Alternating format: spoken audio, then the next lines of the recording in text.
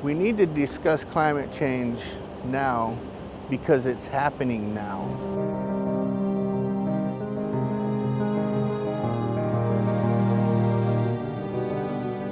I think that climate change is a reality, and I think that that's just something we have to be prepared to deal with. This climate change thing, we live it every day. As fisheries managers, we see it affecting the resources that we manage. Well, I think that the past, they call them 6 winters, have shown just how much the winters could change.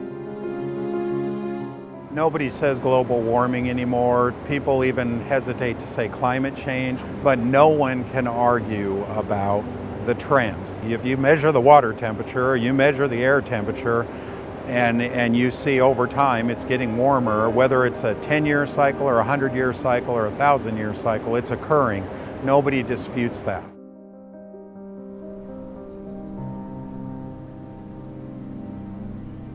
What we're seeing is that with climate change, the longer summer, the warmer temperatures, the beetles are able to develop their life cycles more quickly. There we go. This is the signature of Douglas fir bark beetle attack.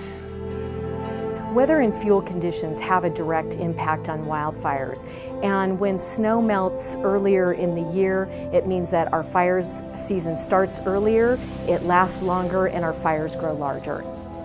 The fire came through and burned a lot of the lower elevation mule deer winter range. Without available water, there really is no agriculture. I think people have just kind of hunkered down and tried to figure out a way to get through it. These fish thrive in colder water, so anytime that you got a warmer ocean and then combine that with a drought that doesn't have any runoff to push the babies out, it's definitely a big effect. I think, climate change may be inevitable, but the degree in which it increases is up to us.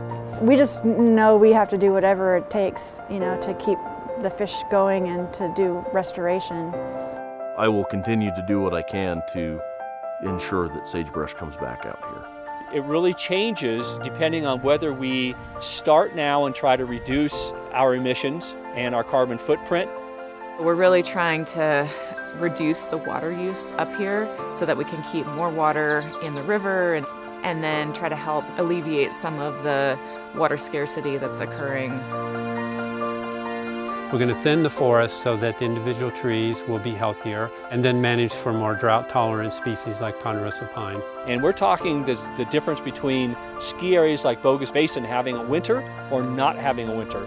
So it's crucial that we do something. We absolutely need to talk about it, and where we have opportunities to change our operations to enhance our potential to work through this and deal with it, we should. Again, we also have to realize that the soil and the water are finite resources, and we have to be good shepherds of those.